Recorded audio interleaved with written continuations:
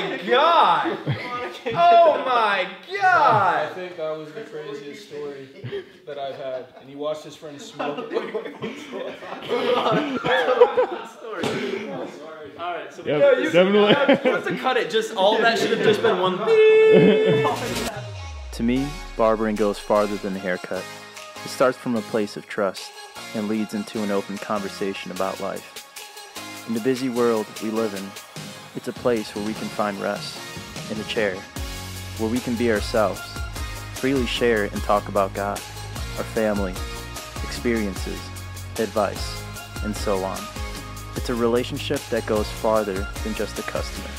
It's the reason we do what we do. It's Barber Talk.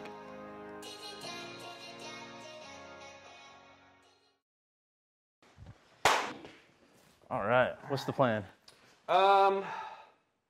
So I have a confession. Every time that I come into a barbershop, I don't actually know what all the numbers really mean. Yeah. I just kind of go by what I've been told to say in the past. Yeah. Because I like it like, tighter on the side and then back. I like the length, but my hair gets real thick and real heavy really easily. So does like a 2.5 sound right? 2.5, on yeah. the side back and then like just thin out the top a little bit. I think what we did last time was like a 2, faded up, and then just a little bit off the top. Yeah, that's exactly what I was Simple going guy. to say. Yeah, all right. All right, so by the way, we have Erik Zachary from everywhere. Is up. We are live, man. What's good, New York? Welcome to MTV Summer in the City. I'm Erik Zachary with my dude DC Youngfly. Now it's Throwback Thursday, and we've got an incredible show you're not going to see anywhere else. MTV, iHeartRadio, among other things, but those are the ones that people have probably heard about. Jeez. Okay. Yeah. You've been to Beardsley's, what, like before quarantine or before all this started? I found it because I was home in the winter for winter break because we were on hiatus in New York. So I was here from like November to December with the family for the holidays and whatnot. And I ended up filming a Christmas movie here because I can't sit idly for more than a day. But yeah, I needed a haircut, and I knew no one here anymore. I moved away from Chicago for 2 years, and before that, my uncle cut my hair here.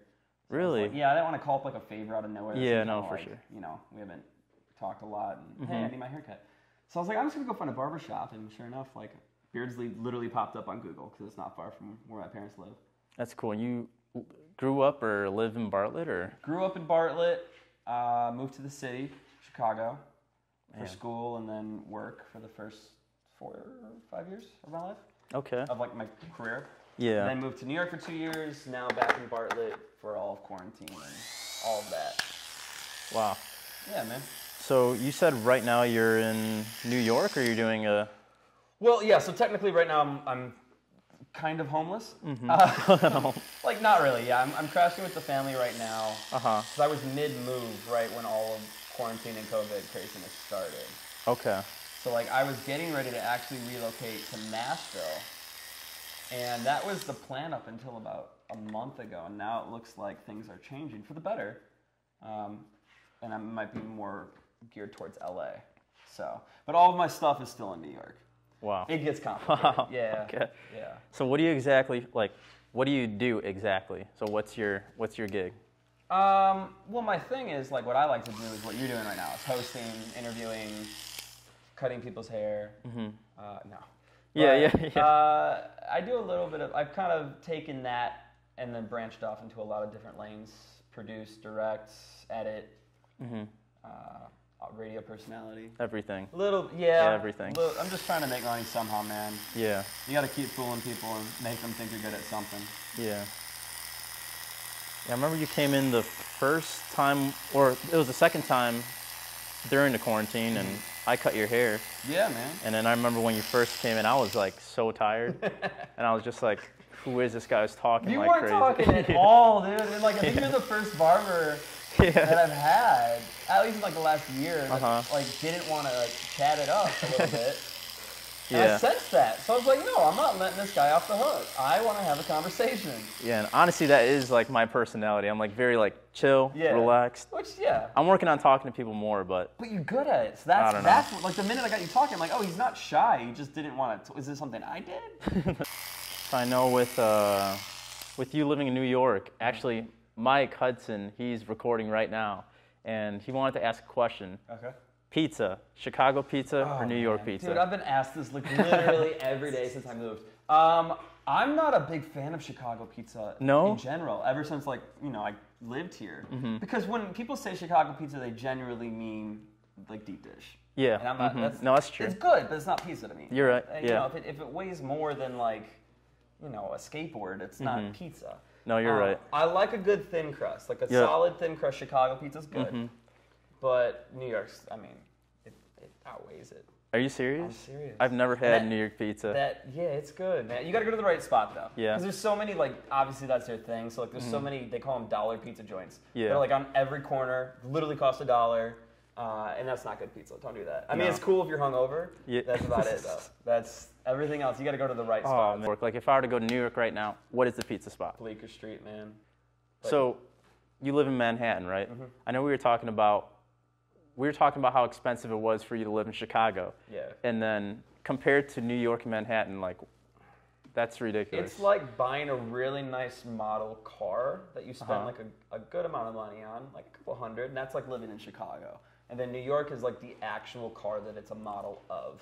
And it's like, I'm driving a Lambo. It's so excessive for what it really does. Because at the end of the day, like, it's like owning like a Lamborghini, like in a suburb. You're never going to drive it fast. You can't take it anywhere. You have 20-mile speed limits everywhere. But it's nice. It's cool. Yeah. And that's what living in Manhattan is like. Yeah. It's awesome. But I mean, you definitely pay a price to live there for sure. Yeah. So going from Alex, who we interviewed last week, with him being super frugal, how would you say let's say he's on a 1 to 10, he's about, I say, well, how should we do this? On a scale of how frugal you are, he's probably like I'd say like a 9, like 8 or 9.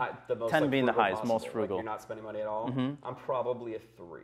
A 3? Yeah. What's your? I'm a careful 3. Listen, man. I've lived my life, so I've lived on both sides of it. Right? Like I've scrapped for like literally not knowing where my next paycheck was coming from and crashing on couches to living in very nice apartments and back and forth and live on the roller coaster. Not because of, bad luck or what, but that's the life that I chose. That's the industry that I'm in. And I'm honestly okay with that. It's easier to live with when you're on the high part of the roller coaster. And you're like, this is great. Remember all those tough times? But you do look back at when you're earning that $500, and when I say earn it, I mean, you're doing things that you're staying up, you're pulling 10, 15-hour edit sessions just to like get a paycheck that should be 5 times that. Yeah. But there's something magical about that. Like you still did that because of something that you're good at, right? Yeah. It's kind of like my version of Carpe Diem, right? So it's invest in the adventure. And I've lived around a lot of legendary people, from my parents to friends to just celebrities or people in the industry that I look up to, and I've seen both sides of it. Like I've seen people that save millions and never spend $1, and then they die, and then they leave it and they donate to someone or they give it to their kids, which is admirable for sure. But they never got to enjoy it a little bit. And then I've seen people who take their entire paycheck and gamble it or spend the entire thing on a pair of shoes. Right? Yeah. And it's like, that's cool. But you just fed an addiction, and now what? It's so true. So I'm a firm believer in live your life responsibly, but do what you can to make those memories for sure. Because that's at the end of the day what it's about. So who have you come across with who has been like? Well, you're around celebrities all the time, or right? Yeah. I mean, big not people, during quarantine. Yeah. Yeah, my industry between radio and TV lended itself to a lot of celebrity encounters, which is pretty dope. What has been your all-time favorite? Brendan Urie, Panic at the Disco. So he's the lead singer and pretty much the only original, actually not pretty much, the actual only original member of Panic at the Disco. So he really is Panic. He just never really rebranded. Yeah. It's a band that he tours with, but he pretty much plays all the instruments and sings everything. And someone that I've always really looked up to. Yeah, so it was cool because like at the beginning of my career, I have stories of like sneaking backstage, never even getting to meet him. And then like if I got lucky, I pulled a favor and I got to be part of like a meet and greet. And then like, the peak of my career, having him know my name when I walk in a room. And like, you have that interview with him. And it's not just an interview, it's a 15-minute hang session. And you forget that you're actually interviewing someone. Yeah. So that was a cool like come full circle moment. There's been a lot of awesome people to talk to though. So how did you get started with a TV producer with everything that you've done, like, how did you start? You said your parents were a little bit into that? How long do you want this to go? I want let's say in 30 seconds. 30 seconds. My family owned an entertainment company, so I was born into that sense, right? A DJ company, weddings, bar mitzvahs, everything. So I grew up on a microphone, around music, realized I wasn't great at performing music, but I liked the attention of being on stage, right? Of being on a microphone. Can't sing, but I still like being on a microphone. I'm not a comedian, but I like making people laugh, right? Yeah. So with all of those mindsets in mind, I went through middle school and high school. I did a lot of theater. Same thing. I love being on stage. Love playing the part. Didn't like saying other people's words. Yeah. So I was like, okay, how can I marry music with that feeling? And that was about the same time Ryan Seacrest was popping off. And I looked up at him. I'm like, I want to do what he does. So I started an internet radio station. Really? Yeah. Not dissimilar than some of the streaming sites nowadays, right? And that led to a scholarship studying TV and radio. And then that led to an internship at a radio station. And then the radio thing I got good at, and that put me in a position where I got to start. This is already longer than 30 seconds. No, you're good. Just keep going. That put me in a position where I was doing cool things with the radio station, but I was starting to reintroduce the video side of it. So I picked up my own camera, and I would bring my camera to interviews, even though like it's an audio-only interview. Really? I'm like, yeah, well, I'm gonna film it too, if that's cool. And they're like, all right. More often than not, they'd say okay. And then I put that on YouTube, and then the YouTube stuff started picking up a little bit. And then I got good at video production and editing, and I got some really cool opportunities. And then that eventually led to MTV. MTV led to me producing things and production companies and having those contacts. And, you know, right place, right time, right situation.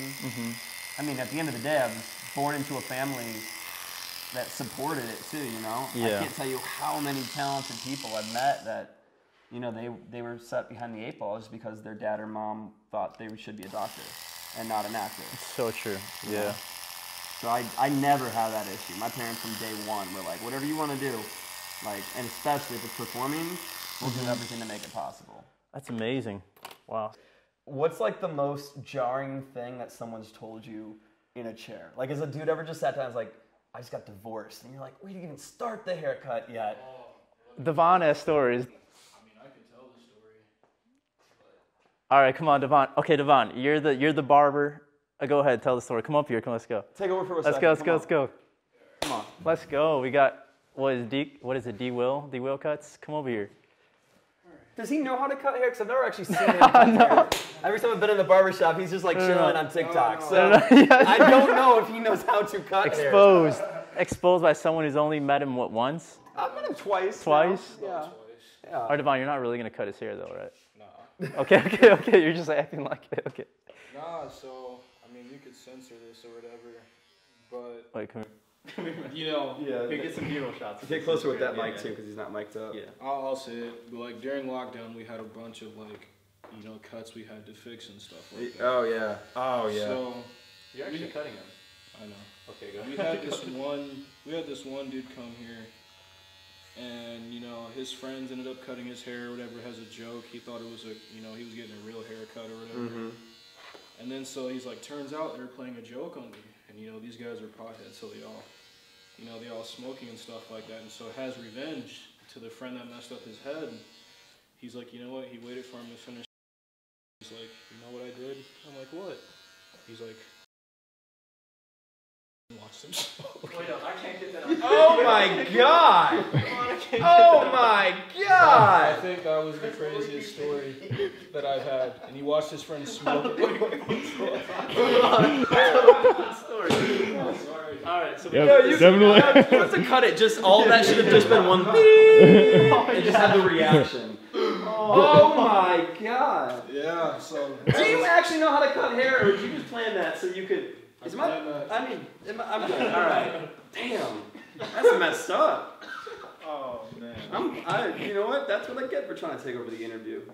I mean, so yeah, that was one of the wildest stories. So you have moments where people will just kind of drop something heavy on you, and oh no, you're for not sure. Prepared for it. Yeah, for sure. However, you just got to be very encouraging. Like for example, if people say like, "Am I going bald?" You just say, "No, you're not." Like no matter what, you say no. Lie to them. You gotta tell them the truth, man. Because here's the thing: if a man has enough courage to ask another guy if he's going true. bald, especially his barber, he already knows. He's just waiting for someone else to confirm it. That's so true. No, don't say no. I'll say, As you're like combing no, his hair I'll over be the like, spot. no, in my mind, I'm like, oh gosh, he has 1 year left and that's it. Oh, you But know. then I'm just like, yeah, no, we know. You know the clock. We're like, you know, it's not too bad. I mean, we'll make it work. Yeah. I'll never give like a direct answer, but Is that because you don't want to hurt his feelings or because you still want their money? because I want their. No, I'm joking. I'm joking. No. Yeah, I no, don't you're know. a good guy. I get it. It's got to be tough, man. And he was like cutting someone's hair. He's like, and he was looking at his clipper back and forth, and I'm just watching him. He's just like this. He's just like, what? And the customer's there like, okay. And then the mom goes, oh, I had the wrong guard on. That's why. Like he'll speak whatever's on his mind. Damn. I'm talking to them. Damn. You're never cutting my hair. You're never gonna. Alright, bro. I will one day. He's like, challenge accepted. Right. This is Devon's work. Let's see. Oh, man. Here we go. Right here. Look at that lineup. You have to fix it? Devon, why did you bring it in a little bit? No, I'm joking. No, we're good. We're good. I don't know that you're joking. See, that's With some clippers. It wasn't great, Really? but it wasn't like that. I cut my own hair a little bit too. Seriously? Yeah, when it was like when we were first like stay at home when nothing was open. Yeah. Just to like clean it up a little bit. So really quick, actually, with the top, do you like it where it's connected, or do you like it where it's like disconnected, where you have like? No, I like the connected. You like it So, connected like, going for sure. from, when you say that, like from like tight to like a little Okay, more good. out, yeah. I've been right then. Okay, because that's yeah. what I naturally do, but Yeah. unless people ask for that, No, I so don't I like just that, want to be that sure. sharp. Yeah, Yeah. it's not my. I've had it before, but I already told you if I have to move to LA, I'm flying you to LA for the weekend to cut the hair, man. It's happening. I am there. Yeah, I get it am on there. camera. I Hey. stand by that. Let's go. I'm Celebrity very picky barber about right the people there. that I trust, man. Let's go. Yeah. All You right. know if got hair for real, right? It's like, no, I won't mess it up, I promise. You know, I'm actually doing a taper right here, a little taper. Devon said he's the taper king. Taper God. Taper god. Let's see it, man. He said. Oh, Wow, he jumped. He jumped out that seat. What'd you start with? Where were we at? All right, this is the one. Hey. You do your thing. Keep it low. Okay? no more stories. No more stories. Yeah, no more stories. I feel like it's either really good or really bad that he's going so fast. Come on, slow down. It's either that he's like super confident or he's still extending his joke and he doesn't cut hair. I promise you, that's my station. Right there, the second chair. I'm messing with you. He actually never cuts that fast. I wonder. What do you mean, bro? I've been knocking people out in like 22 minutes all day. He's on camera. He's showing off. You trying to go to LA, bro? Trying to go down. Trying to go to LA. You going high, Devon? I said keep it low. I'm joking. Highlight, bro. You're messing with me more than you're messing with him, man. That's not cool. You give him a 2 or a 3. Yeah, you give him a 2. See what I'm saying? Chris, this is on you. This is on you. Oh, man. He said you give him a 3, you give him a 2. Oh yeah, I think this is a 2. All right, this is not a good idea. He's never coming back. No, he'll be back. he said he'll be back. I don't like this. I don't like it. Help. You like it, bro. I'm blinking. You love it. That's right. Welcome to Big Daddy D's barbershop. I hate it. I hate it here. Big Daddy D's. Big Daddy D's. The next 2 weeks. It can't be like in a year from now. See, this is what I'm talking about, though, right? You're 3. This is the 3rd time you've caught me. 3 for 3. Like, I don't need the. It's perfect. This is actually, I think, might be the best. Are you serious? Like, I think it's. Oh, to be fair, because I finally told you I do prefer it to be faded out. Yeah, yeah. And you were already doing that, but dude, killed it. Let's go. Killed it. Hell yeah. I'm actually surprised. Let me see the back. I gotta make sure you guys aren't. There's a reason he's not showing me the back. I'm just like, all right. Yeah, and you're done. Yeah. Yeah, actually, you can see it better from here. There you go. It's faded. That's tapered up. Oh wow, yeah, that's clean.